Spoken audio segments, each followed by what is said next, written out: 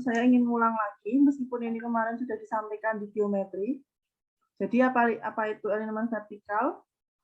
Kemarin kita sudah mulai paparan tentang elemen horizontal. Kalau elemen vertikal itu bakalan jadi desain pertamanya kalian melakukan gambar. Jadi elemen vertikal definisinya kan perpotongan bidang vertikal di bidang permukaan tanah. Nah, ada oret. Nah, kalau di proyek itu sering sebutannya itu long section. Jadi kalau misalkan kalian ditanya, Mbak, gambar long sectionnya area PIR 1 sampai 100 mana gitu. Nah, biasanya mereka pada minta itu. Nah, perlu kalian ketahui mana tadi? Elemen vertikal itu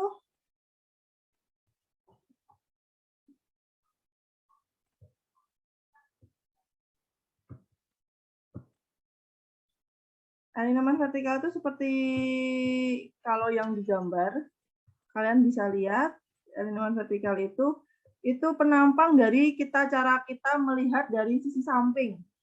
Jadi dari sisi samping, bagaimana kita melihat jalan itu, butuh galian tidak, butuh timbunan tidak, agar jalan itu setidaknya memenuhi syarat ketentuan yang dilakukan gitu kan. Jadi jalan tidak boleh terlalu landai maupun tidak terlalu terjal. Jadi aman untuk pengemudi. Nah, dua gambar ini termasuk jenis gambar elemen vertikal. Ciri-cirinya bagaimana?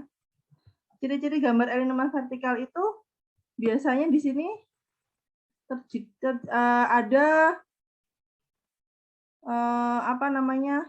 angka yang menjelaskan elevasi itu tanah. Jadi kita tahu elevasinya itu dari permukaan air laut itu berapa. Nah, dari yang saya merah ini ya. Nah, dari gambar long section itu, nah kalau saya di proyek dulu biasanya ngasih nama itu long section ya, nggak elemen vertikal. Long sectionnya itu kelandaiannya berapa persen. Bisa kelihatan kan kalau misalkan kalau di gambar ini kan memang gambarnya smooth ya, dia condong menurun ya. Tapi kalau kita tarik garis long section-nya jauh, kita bisa kelihatan naik turunnya itu jalan itu seperti apa.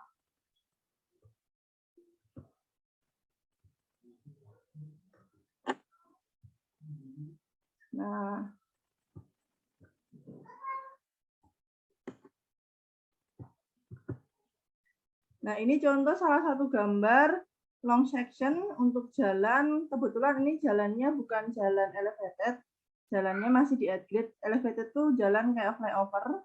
Kalau at grade tuh jalan yang ada di tanah. Jadi kalau elevated biasanya di sini. Saya belum bisa nunjukin ya, tadi saya filenya nyari yang proyek saya kemarin itu nggak ketemu. Kalau yang section kalau yang flyover atau elevated, jalan itu di sini ada pir-pirnya. Pir-pir itu pilar-pilar pirnya itu berapa. Nah, di sini ada gambar pilarnya, elevasi berapa. Dan ada pondasinya itu seperti apa. Nah, kalau ini gambar long section yang menunjukkan dia jalannya at grade di tanah. Nah, di sini ini lapisan perkerasan atasnya. Elevasinya berarti dia ada di positif 910 dari permukaan tanah. Nah, ini salah satu contoh gambar long section.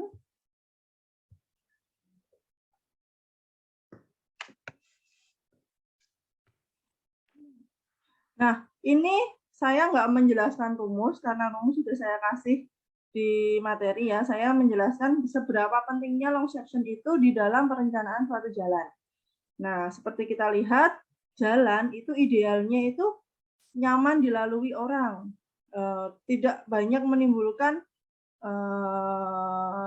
permasalahan. Permasalahannya seperti contoh, ketidaknyamanan, kecelakaan, dan lain sebagainya. Usahakan perancang jalan itu membuat jalan seideal mungkin, sebagus mungkin, senyaman mungkin untuk calon pengguna jalan. Nah, contoh ilustrasi gambar A itu merupakan contoh ilustrasi gambar, meskipun di lapangan sering banyak ada kejadian kayak gitu karena memang kondisi tanahnya atau anggarannya kurang. Biasanya mereka hanya membangun jalan itu sesuai elevasi tanah dasarnya. Tapi idealnya ketika kalian membuat jalan, kalian harus mempertimbangkan antara posisi elevasinya itu terhadap elevasi yang ada sekitarnya. Nah, ini salah satu contohnya, misalkan saya gambarkan. Ini contoh elevasi yang saya merahin ini ya, elevasi yang butuh galian. Nah, kalau di sini karena kurang, elevasinya melandai, dia butuh timbunan. Idealnya jalan yang bagus, kita harus bisa menuruti gambar yang garis putus-putus ini ya. Jadi yang sisi, saya ganti warnanya. Yang sisi biru ini kalian bisa gali untuk dipindahkan ke sisi satunya. Nah, itu salah satu contoh manajemen proyek yang untuk menghemat anggaran biaya. Jadi selain untuk jalannya bisa sesuai desain bagus, nah, terus bisa untuk menghemat biaya juga.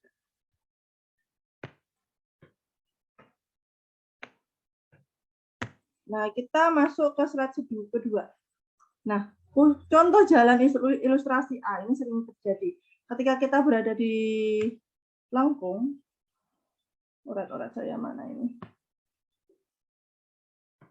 Ketika kita berada di sebuah lengkung, tiba-tiba ada belokan dan belokannya ini menurun, landai ke bawah cembung.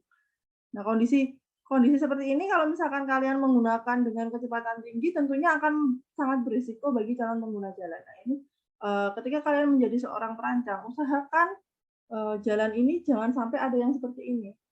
Nah, semua perhitungan agar jalan bisa seperti kondisi di kanan, kondisi B itu ada di perhitungan elemen vertikal. Nah, itu nanti kita mempelajari LS itu seperti apa, terus mempelajarin itu yang horizontal kemarin, mempelajarin bagaimana jalan itu landainya bisa sesmooth mungkin. Nah, kondisi jalan yang di A ini seperti gambar yang ada di bawah ini, dia naik turun elevasi tanah aslinya yang nggak putus-putus. Nah, ketika dia butuh untuk mengidealkan jalan itu, dia membutuhkan timbunan, makanya dikasih garis deskripsi. Nah, ini contoh timbunannya.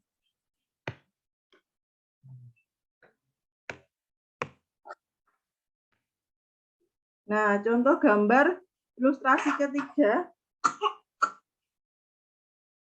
Ilustrasi ketiga ini juga kurang bagus. Kenapa kurang bagus?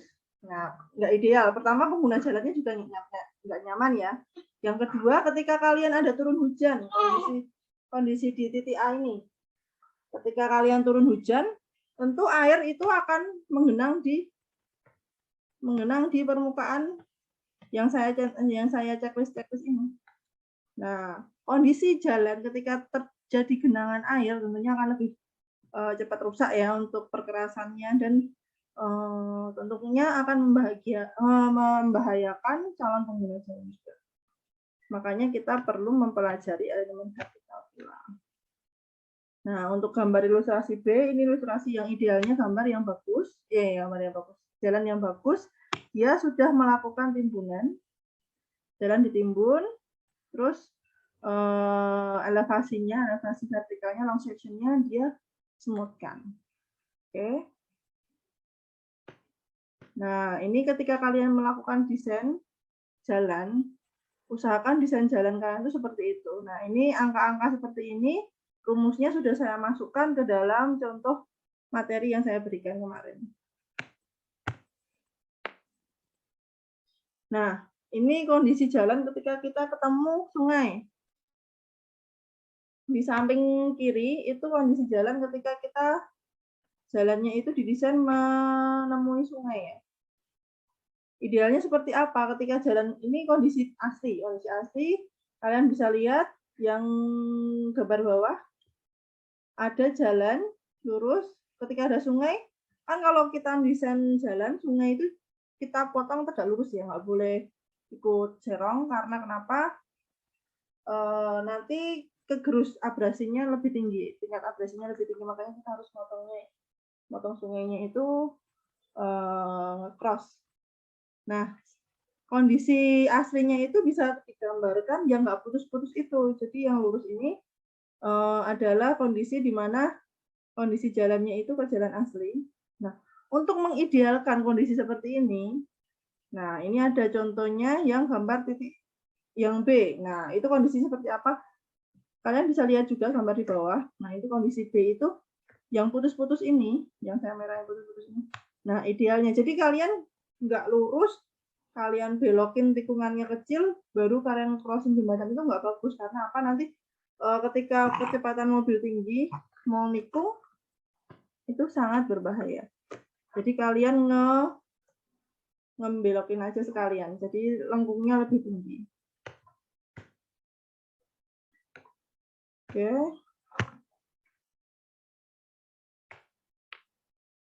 Ini juga dimana kalian ada tanjakan, tiba-tiba ada dimana kalian ada tanjakan, tiba-tiba ada sebuah lengkung juga. Ini nggak bagus, jadi belum ideal. Jadi kalian harus mensemutkan kondisi tersebut biar ideal. Nah, solusinya ini ada di gambar. Nah, ini ada dipelajari di alignment vertikal.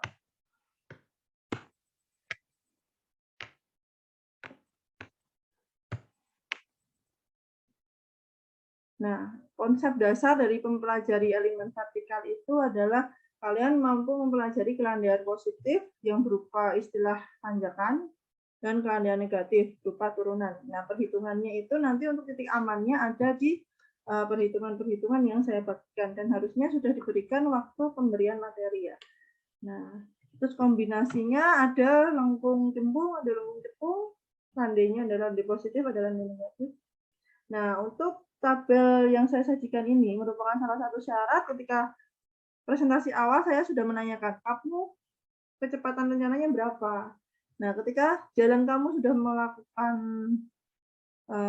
pendesainan dengan kecepatan rencana dan menemui kondisi di mana membutuhkan kelandaian atau turunan, nah itu ada syaratnya. Nah, persentase syaratnya ada di tabel ini. Kemarin rata-rata pada 100 ya, kalau nggak salah. 180, berarti persentase kelandaiannya maksimumnya sekitar 3-5% untuk kelas ini. Nah, lengkung vertikal. Lengkung vertikal itu sangat identik dengan perhitungan jarak pandang. Nah, tujuannya untuk keamanan masing-masing pengemudi. Nah, di sini saya ada sebuah video yang menjelaskan seberapa pentingnya lengkung jarak pandang tersebut. Saya ulangi ya. Antara mobil yang bergerak dengan suatu rintangan di depannya. Dalam mendesain alignment vertikal, kita harus merencanakan panjang lengkung berdasarkan jarak pandang henti agar kendaraan mempunyai kecukupan henti terhadap suatu obstacle yang di depannya apabila jarak lengkungnya terlalu kecil akan berakibat suatu kecelakaan atau menabrak rintangan di depannya. Untuk itu kita harus mempunyai panjang lengkung yang cukup agar kendaraan yang melintas tidak terjadi sesuatu atau dikatakan menjadi aman untuk dilewati. Oke, dari paparan ini kalian bisa mengambil hikmahnya ya. Jadi pendesainan lengkung jangan terlalu kecil. Ketika kalian melakukan desain lengkung terlalu kecil, maka jarak pandang itu juga akan lebih kecil. Nah, semakin kecil jarak pandang, orang ketika tiba-tiba melihat gitu kan, itu akan panik duluan kalau misalkan jarak pandang hitungan kalian terlalu kecil dan sangat membahayakan bagi semua pengemudi. Oke, baik. Penjelasan saya singkat untuk alignment vertikal yang seharusnya saya nggak perlu jelasin ya.